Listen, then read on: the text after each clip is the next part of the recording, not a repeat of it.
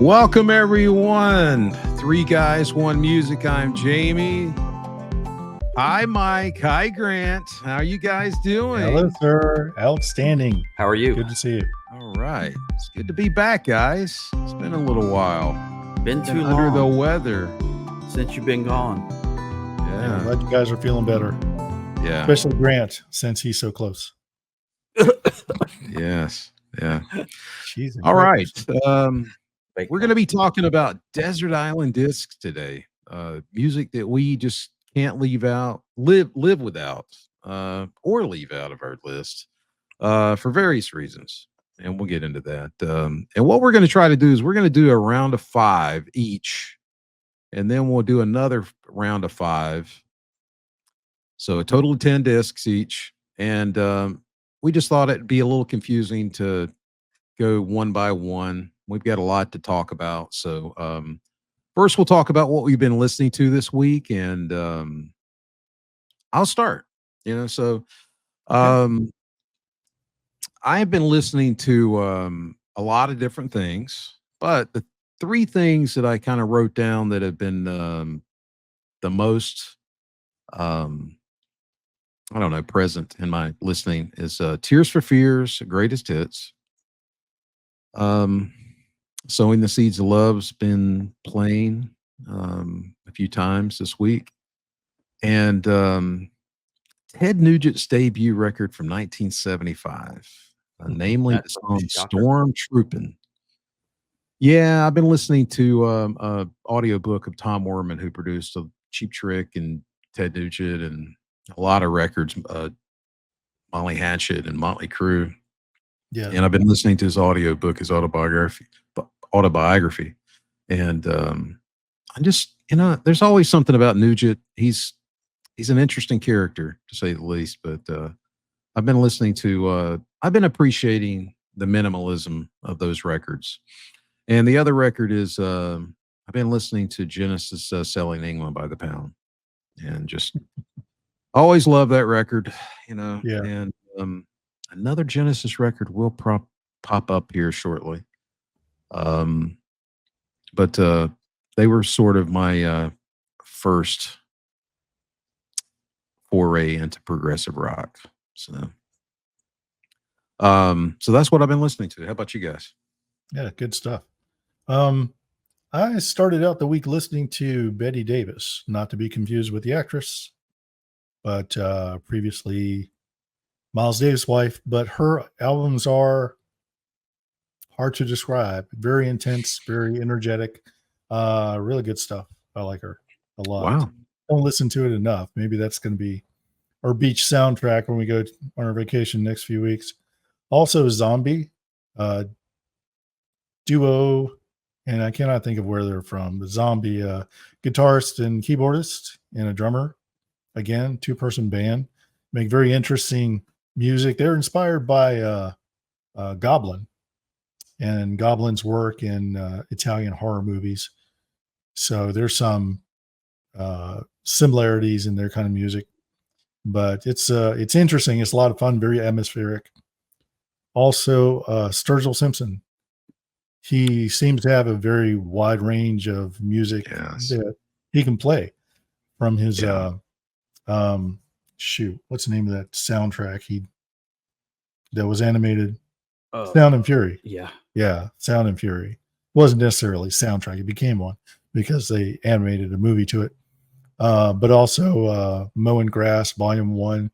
I really like his music. I do too. Almost made today's list, but not quite. Just out of the running. And Little Feat. So I feel like I should have brought Little Feat on our Guilty Pleasures, because that seems like a band that most of my friends would not assume I listen to. But Lowell George, I love it. Dixie Chicken, Willin'. Oh, Willin', such a good song. Yeah. Anytime I'm in the West, I just listen to that song because of the locations he names. I've been to all those towns, you know, and I don't know. Anytime I'm out that way, I thought I got to put on Willin', So great song. Lowell George makes me he stands out because he always plays that natural wood Stratocaster. And in an interview, he said he just buys one off the shelf, nothing Yeah. special, because he's had like about 40 guitars stolen from him. So he doesn't Yeah. want to invest in anything special. So I see that natural wood guitar and pictures of him, and I think he's not going to hold on to that. That's going to be gone. Invest in better locks. Yeah, but yeah, extraordinary musician, gone too soon. Yeah. Good band. Very much a great musician, very well respected. You know, I think he died at 34, Something like that. Yeah. Yeah, it's crazy. 1979. Mhm. Yeah, great musician. Cool picks. All right, how about you, Grant? I would like to do a very low key reenactment from the movie Leon the Professional, where I'll be playing the character of that Gary Oldman plays, and Michael's going to cue me by asking me what I've been listening to this week. What have you been listening to this week? Everything. Okay, Yeah. sorry, film buffs, if you get that, cool. Literally everything. I took this assignment probably far too serious, and I have been literally listening to everything or snippets of everything, thinking, "Oh, what about this? What about this? What about this? I'm going crazy. I'm retiring from the podcast after this episode." I literally listened to everything and was very sad that I was leaving choices off the list. Obviously, that like, oh my God, how can I leave this off? How can I leave this off? How can I leave this off?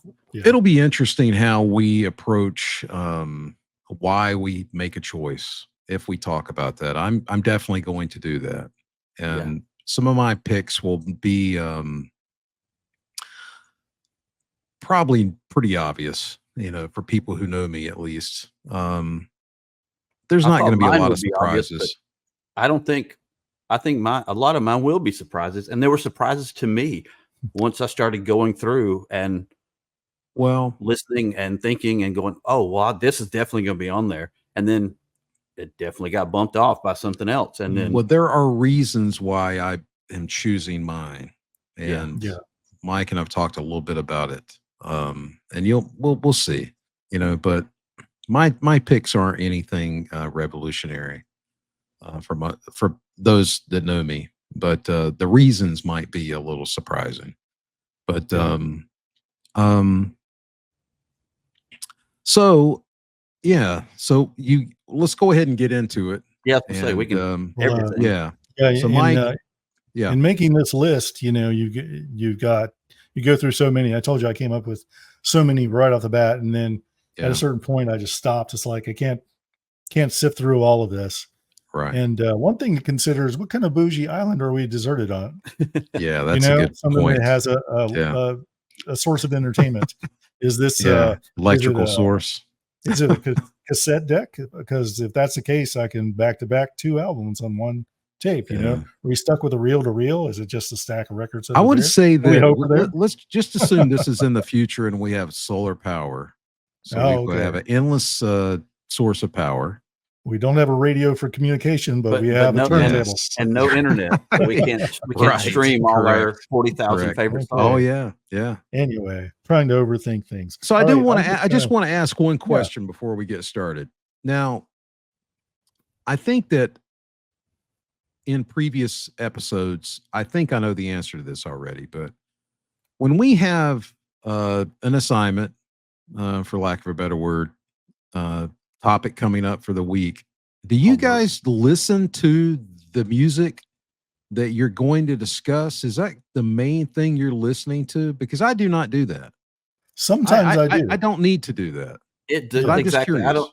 It depends if I think I've forgotten things or I haven't listened Okay. to something in a while that I want to talk about. I definitely want to listen to it. Okay. And that's what led me to so many different avenues. And I was thinking, like I Right. said, oh, this will definitely be on there. It's like, wow, this isn't going to be on here. Well, And there are songs that I wish that I could choose. That would be another episode, possibly. yeah, I was already You thinking know, about that too. Yeah. Yeah, another episode for songs. That would be much more difficult for me, believe it or not, than a record, because choosing 10 songs That's incredibly difficult. 10 Yeah. records is easier for me, for whatever reason. So let's get into it. Mike, you're up first. So let's Okay. go at it. First 5 of 10 in no particular order. Okay. I'm going to try and breeze right through these. But first one, I'm not even going to give it a thought or introduction. Bruce Springsteen, Nebraska. Almost on my list. Nebraska is not, was it really? Almost. That is an awesome album. Not one that I listen to often. I do have it, but it's just, it hits me so emotionally. It's such a great album. Just the stripped down aesthetic of the album, the way it's recorded, and the songs too are classic Springsteen, but the way it's presented is so powerful, I think. And can I talk about that? that real quick? Yeah. Bruce Springsteen, those are basically demos. Right. And he recorded them on a 4-track, and he just carried that cassette around in his back pocket for weeks and weeks. Yeah. And then would pop it in and do something, and he would just put it in his back pocket and walk around with it. And they were like, he's walking around with this album. He's been walking around with this album in his back pocket, which is crazy. Yeah. But, I had a list of singer-songwriters. I gave consideration to Nick Drake, Joe Jackson, Graham Parker. Yeah. Even Towns Van Zandt, but Bruce Springsteen's Nebraska stands out. An excellent, excellent album. Yeah. My second choice, obvious. I've talked about it so many times, but I'm going to do a best of because it really is. If I were on a deserted island, I would want the best of Otis Redding. Not just any, because there have been several since his death, but Atlantic Records put out one in like 1970, the best of Otis Redding. And I listened to that to death on an 8-track tape, and it's an excellent collection. Right. Being a prog rock guy, I had to have a prog album on there. And I consider, Marillion, they were a big influence in my life, even King Crimson, of course, a big influence, but I had to go with the Mars Volta. Francis the Mute, excuse me, because when I can't think of anything else to listen to, that's what I pop in on the car when I'm driving the car. I listen to that all the time. Wow. It's so intense, sparks a mood. What's that? 3, 4 could have been John Coltrane, could have been Charles Mingus, even Return to Forever, but Miles Davis is on my list. And which album is it? That's the puzzler. That's the head scratcher. Kind of Blue. There is no wrong answer when you're saying which album's your favorite. Miles Davis, because they're all excellent, but Kind of Blue is the Desert Island album. Yeah. That's the one I'd want to take with me. And I have to have some classical music. Every once in a while, I have to listen to it. And I really like 20th century composers like Ravel, Bartok, Carl Orff almost made the list. Carmina Burana is an amazing piece. Blew me away the first time I heard it. Even has in the chorus section for baritone that has to sing falsetto. If you haven't heard, everyone's heard this because it's been used in so many horror movies, but if you listen to the whole thing, Carmina Burana, it's amazing. But I had to go with the obvious, the one closest to my heart by the GOAT, Beethoven's Ninth Symphony. It's just powerful from beginning to end. It has those lilting measures. It has a powerful percussion. And of course, the chorus that we all know, Ode to Joy, which one of the thing I was thinking about is whenever somebody uses a piece like that for a movie or a TV show or whatever, it kind of sticks to it, that association. And you might hear Ode to Joy and think of Die Hard or Clockwork Orange, but it still stands out on its own as a separate, just a magnificent piece of music. And that's my top 5. It's 5. Top 5.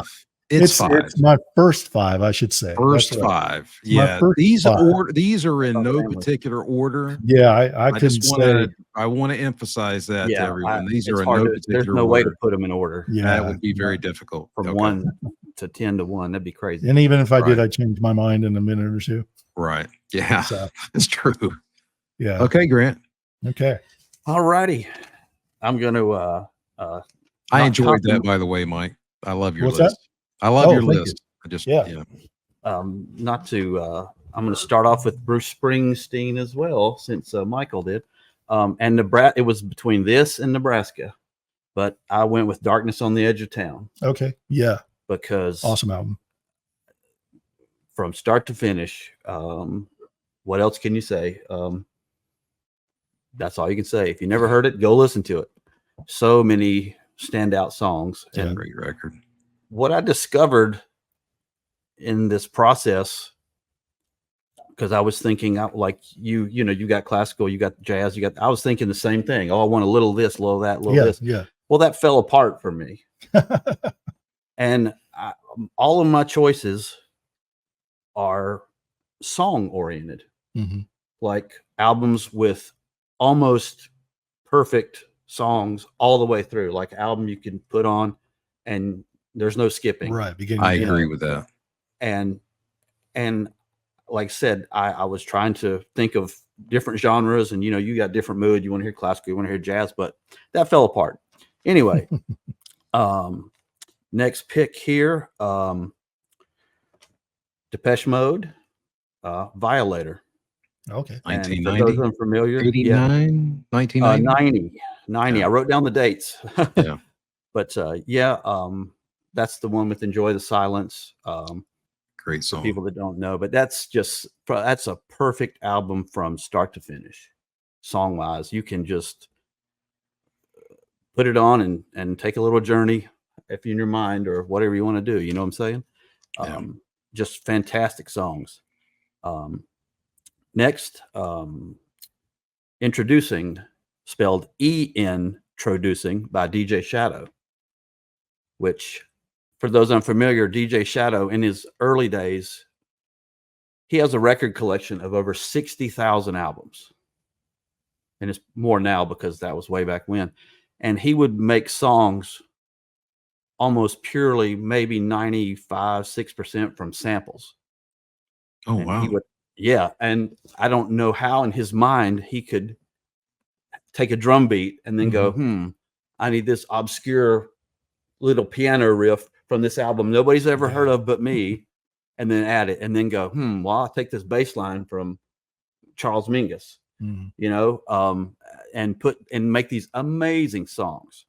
Yeah. But that's from 1996, and he's still making albums today, and some of his albums are just amazing. But I chose this one because, again, it's you put it on and it takes you on a journey all the way through, or you can just randomly hit tracks and they're listenable, and you mentioned Charles Mingus. I had Aum on there. Oh yeah. But it did not make the cut. Sorry, Mingus. Let's see, how many is that? 1, 2, that's 3.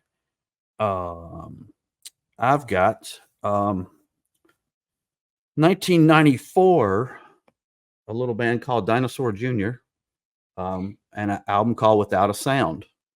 Yeah. Because what Jay Mascis lacks in vocal ability, no insult, his vocals are perfect for his songs, but he makes up for in composition, chord structure, solos, guitar playing, and he plays the drums on this album too.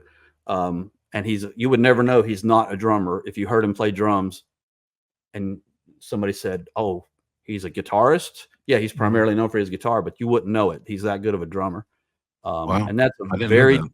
yeah. Yeah. And that's a very deep album. I think he was either recording that album and his father died during the recording, or he started the album soon after his father died. So the songs are very intense, very heavy, and not heavy like metal, even though there is distortion, but just all around, put it on, listen to it all the way through, and go. And the last one here, you can look. I had at the drive-in the Mars Volta previous band, Relationship of Command, on there. Oh, that's a good one. But it got bumped by Tool, 10,000 Days from 2006. And I had just listened to that again. And what got me, obviously every Tool album is an experience. Yeah. The Wings of Marie part 1, and then 10,000 Days, which is part 2, Mhm. are about Maynard's mother. And the 10,000 Days reference is she lived 10,000 days after she got paralyzed. Oh yeah.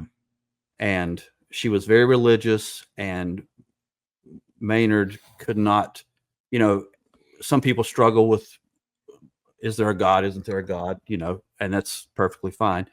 But, he was dealing with, how can you be so religious and this, and yet look what happened to you, but she was always on his side, always helping him, saying, just being super supportive. Mhm. And the lyrics to both of those songs are incredible, and the dynamics of those two songs, and then the railing at God lyrics in those songs, the penultimate part of the song is just amazing. And again, all the other songs are just as great. You can put it on and listen to it all the way through. Mhm. And it's heavy, it's soft, it's Right. harsh, it's tender. It's just it's got everything. And so those are my first 5.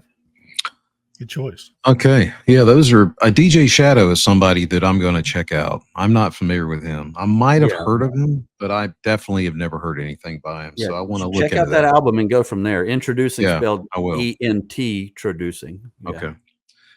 I'm just going to tell a short story before I go into one of the picks is directly from this. I was never a Bruce Springsteen fan growing up.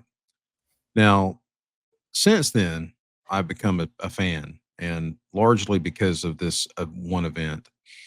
Um, but during when we grew up, he obviously had plenty of hits, and I was familiar with them and enjoyed them for what they were. But I was really never a fan. Not what I would consider a fan, and not an appreciator of his best records. But New Year's Day of 2000, Rock 92 played, I guess, the 25 best records voted by the public, I guess. And among the top records, it might have been voted the number 1 record. I don't recall, but I was forced to listen to it due to my circumstances that day. Forced. Born to Run. And I had heard about it forever and thought, I just don't care about it. And I heard it from top to bottom. And I was immediately a fan. And I bought the record that day. So it's odd that we've each got a Bruce Springsteen record in. Yeah. Born to Run is, to me, a perfect record. I love Darkness on the Edge of Town. I love that record. The title track I used to listen to in California all the time. Yeah. And I love Candy's Room, and I just love that record. And I probably listen to that record more. But was that Meeting by the River and Jungle Land, and Yeah. Mhm. Thunder Road. so many great songs on that record. It's a record, and the reason I don't listen to that record as much as I used to, but if I was I can listen to it from top to bottom and enjoy that record, and it's very satisfying. So to me, that's a Desert Island Disc. Um, and go. Mike's and my list are pretty similar. Kind of Blue is just a required listening. It's Yeah. what required. I can't. That was my first record when I started listening to jazz in 1999. I was a latecomer to it, and that record is perfect. And it's only got what, 5 songs on it, I think that's right. Yeah. and it's just not too much of anything. It's perfect. I love the production. I love the performances, and it was groundbreaking, at the time for them to do all that modal stuff. Um, it was just, it's a great record, and that part of that's sentimental, and part of it is just because it's so dang good. Okay. Third pick. classical, my choice, my guy, has always been Debussy. Yeah. And there's something about his writing that has always just really been emotional for me. I love Bach, I love Beethoven, I love Mozart, I love Schubert, I love all those guys. But Debussy had something in his writing that was so melodic, and that's what I'm drawn to. And you know, it wasn't overly mathematical. Not that those other guys were, Mhm. but it's so lyrical, and there's 3 or 4 recordings of his that to me are just they're perfect. So Debussy is one of my picks, number 3. Number 4, I'm going to go with Simon and Garfunkel's greatest hits. There's so many great songs that I just would not want to not be able to listen to. Yeah. And I kind of hate to take kind of a shortcut with the greatest hits, but I could have done all top yeah, 10. All could have been yeah, all greatest hits albums. yeah. But I said, no, It's not gonna do hard. it. Yeah. Yeah. It's a little bit of a cheat. I don't know if they have one great record, but they so many songs from them that are just required for me, and I wouldn't want to live without them. Yeah.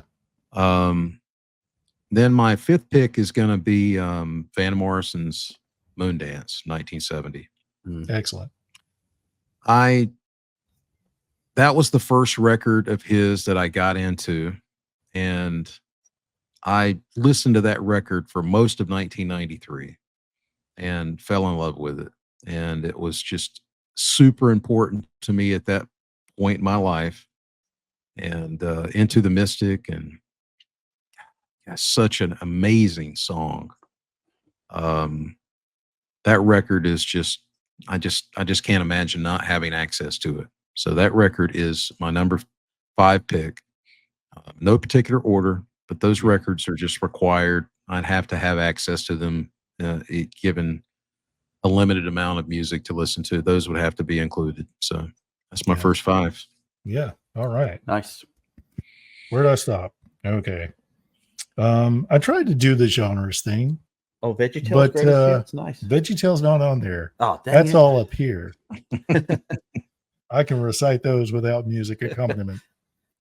But I was thinking of the music I grew up on, like the 80s and such, and Yeah. debated, the Police, Japan, maybe something by them. Sinead O'Connor's first album is excellent. Every single song on Lion of the there. Cobra. Even Cold War Kids, that in that kind of alternative music vein. But I had to choose a Susie and the Banshees album. And even though there are others that I've talked about are excellent, Juju is the one that stands out. Juju was the first one I actually purchased, so it has special meaning to me. Okay. A lot of good songs on there. A really good interpretation of Dear Prudence by the Beatles.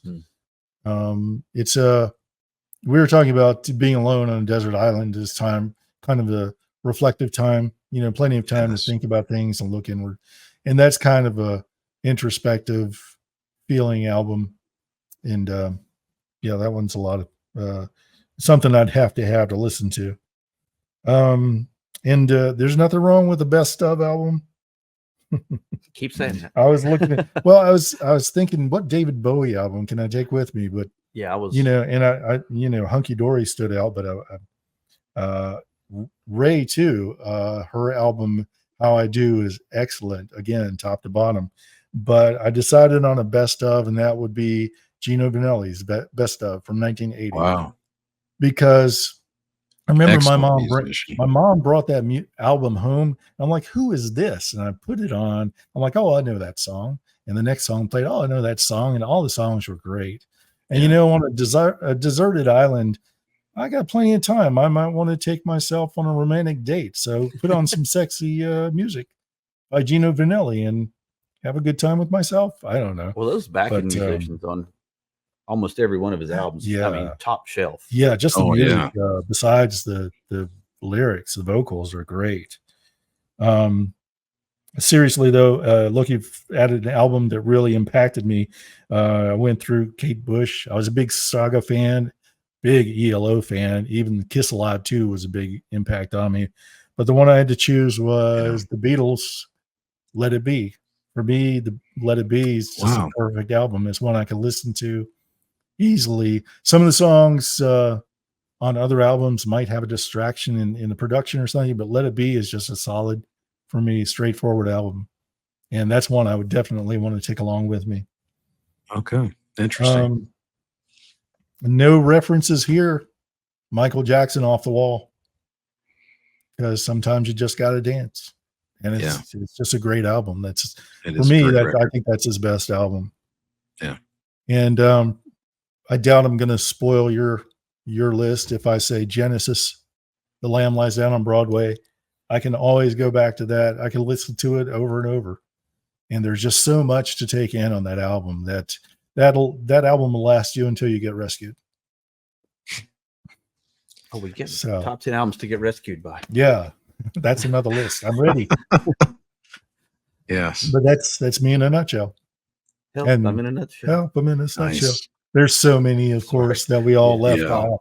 I left out. You I know. felt bad for leaving things out. I'm like, I can't believe I left that out. You were talking about your list, and I'm like, oh gosh, I should have added this or looked at this. Right. And I have, marked them off. But so much good music, but you can only have 10. Yes, you Grant? can only have 10. All right. My second 5 in no particular order.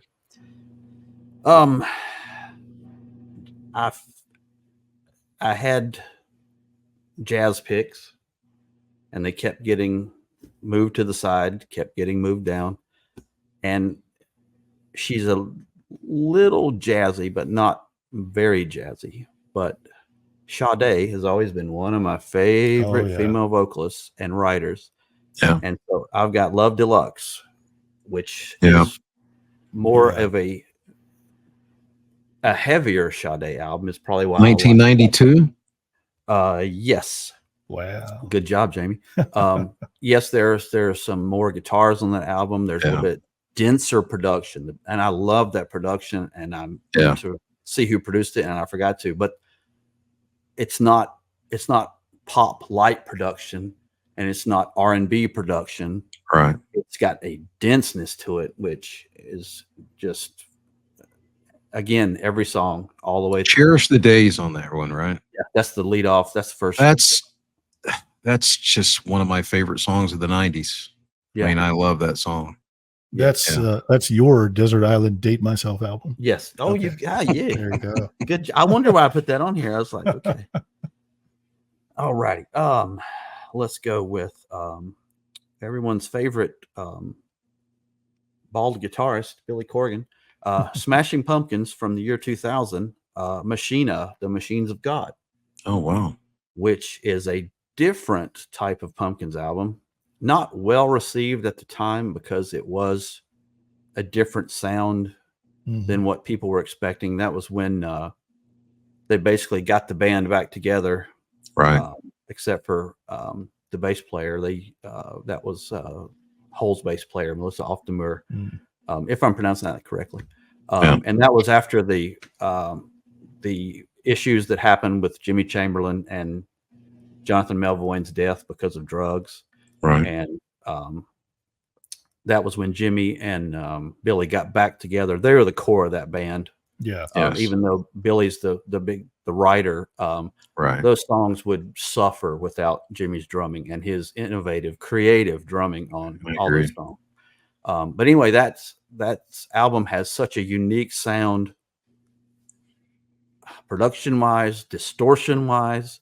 And it's guitar heavy, but it's not solo heavy, which I think shocked a lot of Pumpkins fans because Billy's known as not quite a shredder, but definitely playing. He's a great guitar player. Oh yeah, he's fantastic. But I think that album has so many, for me, emotional songs on there, and so many songs that have a depth to them, other than like the more popular poppy songs from that band. But it made the cut, so it's there. let's see. All right, and I've got an instrumental album from going all the way back to 1980. George Winston, solo Oh, piano, wow. Okay. Autumn, which is Nice. out of all the George Winston albums, Autumn that's probably my favorite one because those songs,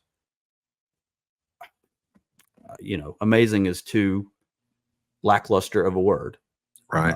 It's classical. Mhm. It's not I don't want to say jazzy, but it does have there's a couple of blues influence there, jazz blues influence in some of those sections of songs. Yeah, it's a good solid album. It just takes you away. And if you're stuck on a desert island, you don't want to be stuck on a desert island. So put it on and go somewhere else.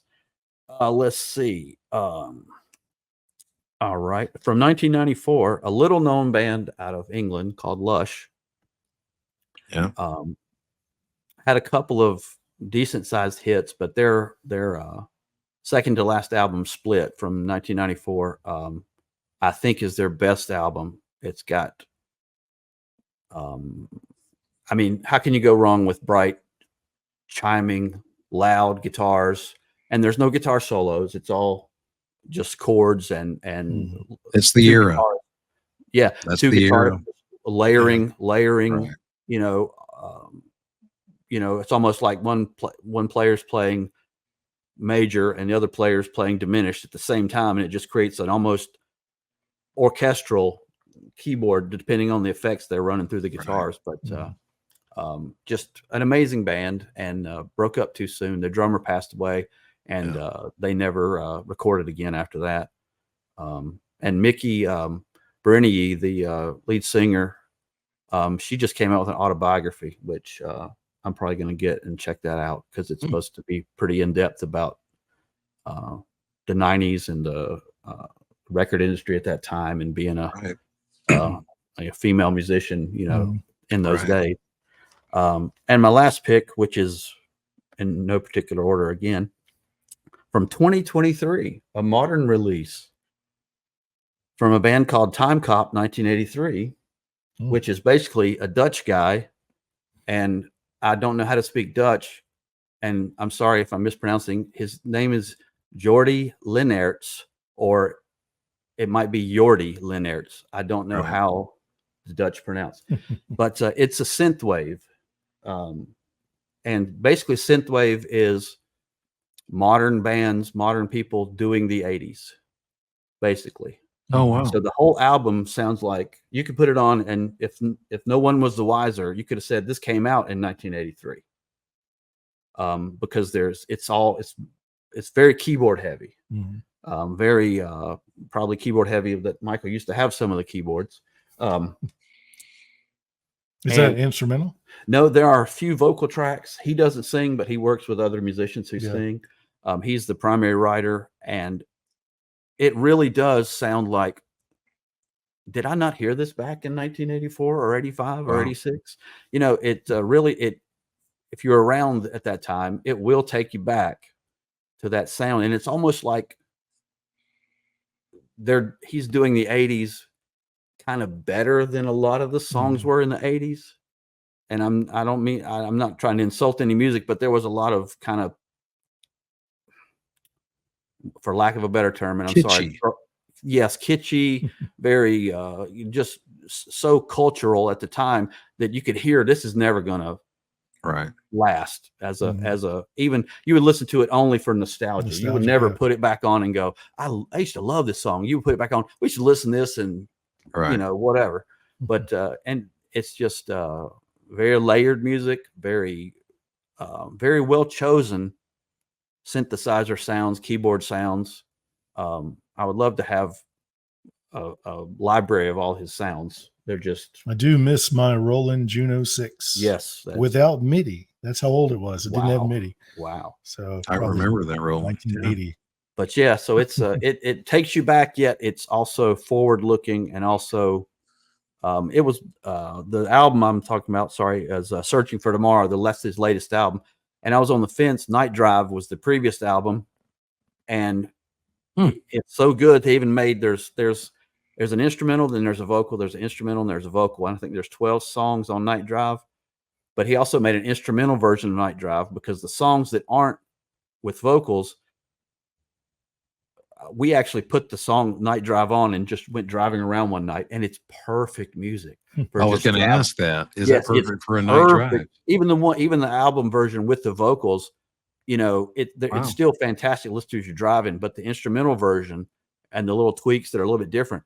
And you know, that's an hours worth of music. You can just put it on at night and go driving around and just don't let your eyes wander, people. Keep your Right. but you can let your mind wander and just think whatever you want to think. But yeah, I love synthwave when I first found out about it a few years ago. Right. And Time Cop 1983 is one of my favorite bands, and there are other synthwave bands. I'll check that out. I'm not familiar with him either. Yeah, but check it out. It's Time Cop 1983. It was from the movie. It's a mixture of the movie Future Cop, but he changed it to Time Cop, even though there is a movie called Time Cop. And 1983 was the year and 1983 was the year he was born. So that's how he came up with Time Cop 1983. I just want to say before I give my second five, how much fun it would be if we had an opportunity to drive a long distance cross country, just for example, and we each chose. Oh yeah, we that'd just be amazing. put on our picks. Say this is what we're listening to. That would be fun. I think it might be a lot for maybe all of it. Yeah. But it would be a blast to be forced to listen to. It's like, I want to know. I'm sure that I would be turned on to things that I just wouldn't listen to otherwise. You know, that'd be a great experience. You know, Yeah. That's a couple of these albums I haven't thought about in a while.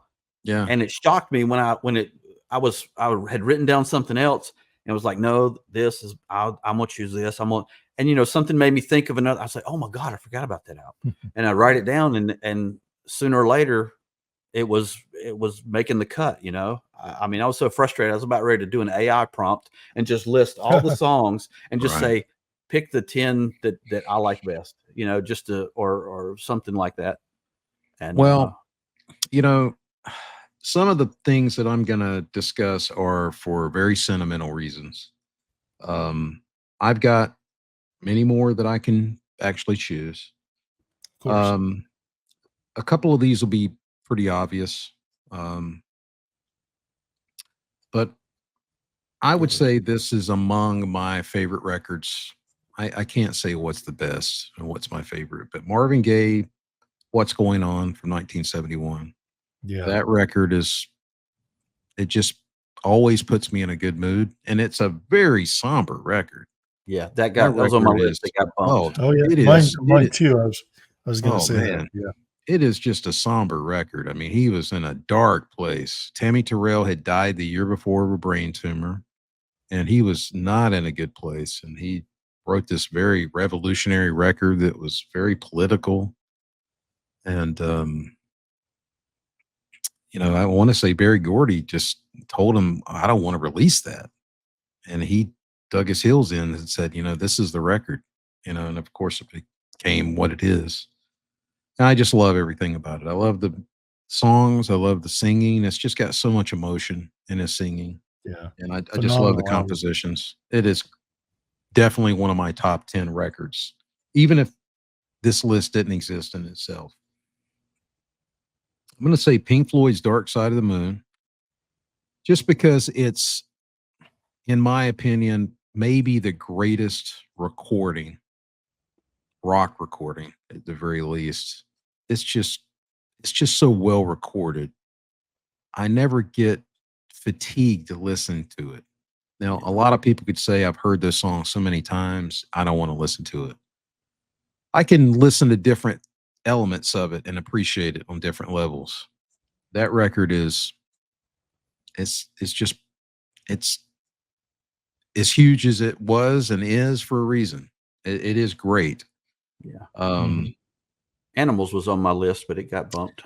I love Animals. I don't love the production on Animals. I think it's suffering, but those songs are. I love that album. It's so dark though. unlike Um, Dark Side of the my third pick is Genesis from 1972, Foxtrot. That was my first experience listening to progressive rock, and that would have been in October of 1988. And you guys probably think, God, man, because I've told you guys before that I didn't get into Yes Yeah, I until remember. late 80s.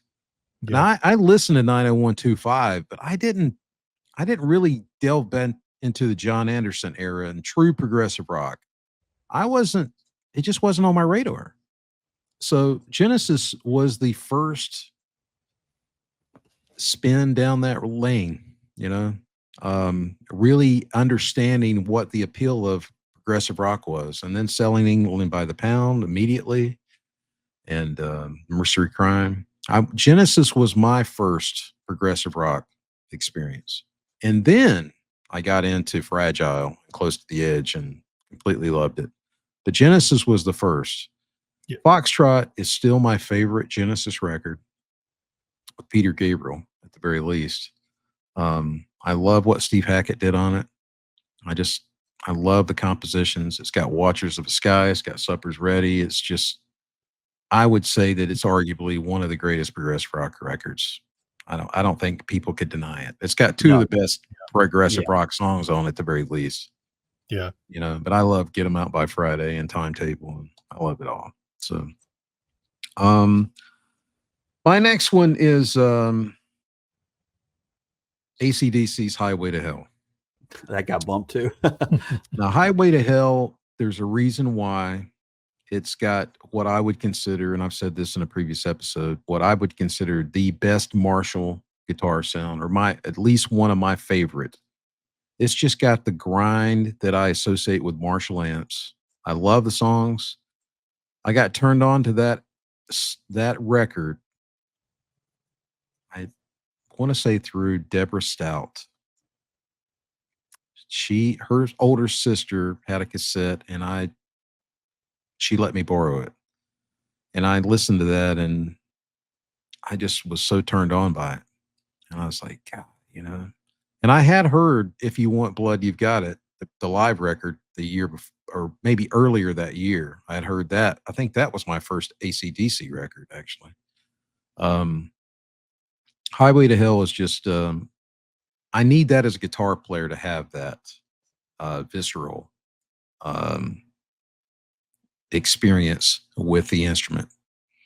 And it provides that for me. Now, this last one is difficult. I'm going to be not putting some things on that I would truly love to put on. But this reason I'm putting this last one on is for completely sentimental reasons. And it's not what I would consider one of the greatest records. But if I was on a deserted island and I had a lot of time to reflect, I'm going to imagine that I'm going to be emotional a lot of the time. And I'm going to be thinking back to when I'm going to be revisiting my past. I'm going to be revisiting my youth, and I'm going to think about the things that I'd listened to when I first started getting attached to music. And one of those records, and it is a very, very melodic record, and I think it's a good record, but that record is Boston's Don't Look Back from 1978. Okay. It's not the greatest record. I'm not going to say it is. It's got elements of that record, though, really affected me as a young man. Man I'll Never Be is still one of the most melodic songs of any rock record. The instrumental, The Journey, really affected me as a young man. The title track I like a lot. It's got some duds on it, but that was one of the very, very first records that I owned. And I think about that period of my life when I started getting really sucked into music.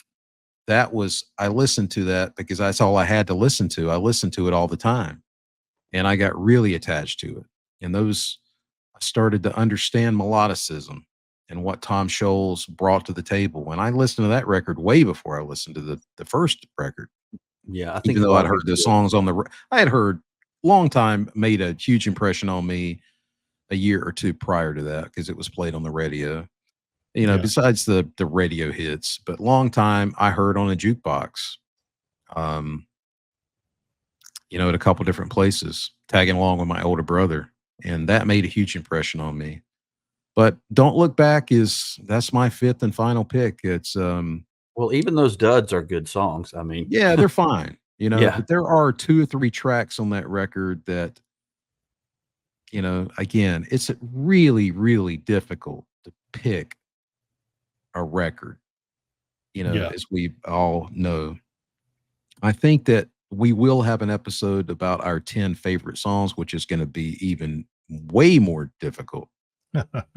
I don't even know if that's achievable. We'll have to Yeah. see. But there are songs that I just adore, you know, that I don't think a record there's not enough of that record for me to choose that as a record that I just can't live without. But if a record's got 3 or 4 or 5 great songs on it, that's enough for me to classify it as a great record that I must have.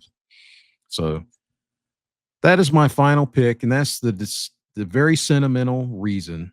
Even though there are melodically and musically valid reasons for me, but sentimental wise, I can't imagine not having access to that. So well, Yeah. I think sentimentality was part of all our choices. That's probably number Yeah. one when you've got a Yeah. desert island list. yeah, Then you want to listen to over again. But yeah, so many artists didn't make the list. Artists we'd mentioned, it's like I had to scratch that out. The Marvin Gaye album, Yeah, I mean, Uh, I had no Police, Killing Joke, I didn't have on there. no Van Halen, no Church.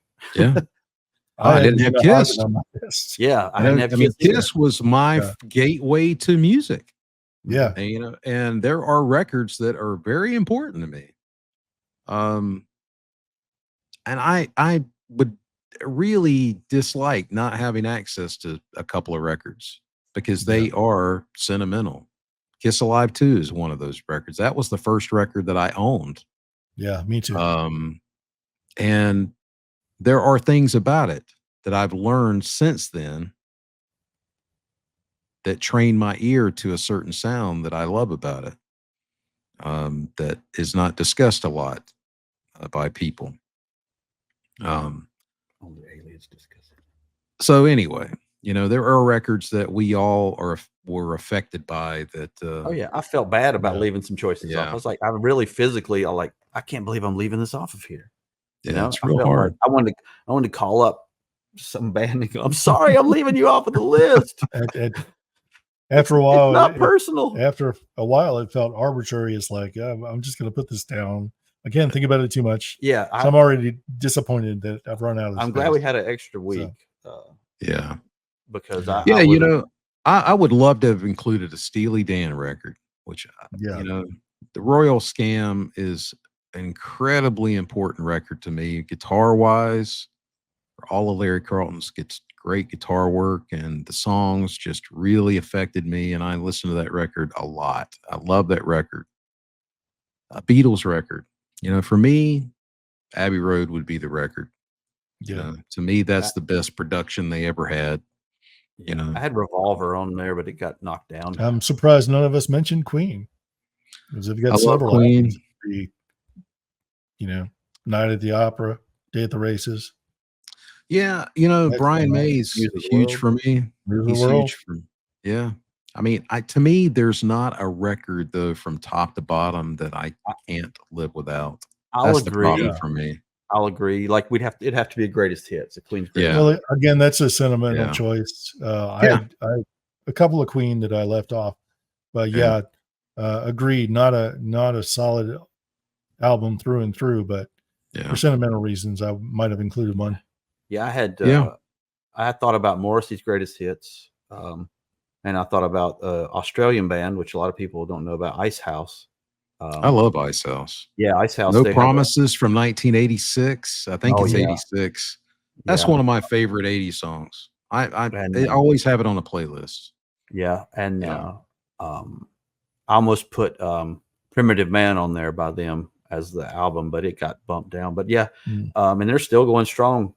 Yeah. Still making music. But yeah, I just I've toyed with putting all greatest hits. I really did. I was like 10 greatest hits Well, there's, albums. we talk about some artists, their albums aren't solid all the way through. I love Gino Vanelli. He's the best, but I don't love every song he does. Right. So that best of is really a great Right. introduction, at least. But I remember getting that best of. That was my introduction to him. So, Yeah. I had to include that. And Otis Redding, all his albums are great, but Right. if you can only take one, it would be that or Live at the Whiskey A Go Go. I think that's what it was. He has 2 live albums that are really good. Not necessarily the performance is great. The sound isn't that great, but what really stands out is the emotional energy from the audience in that recording. Right. In those both recordings. But yeah, I chose 2 best of just for that reason, because trying to squeeze the most in It's Yeah. tough. from one artist.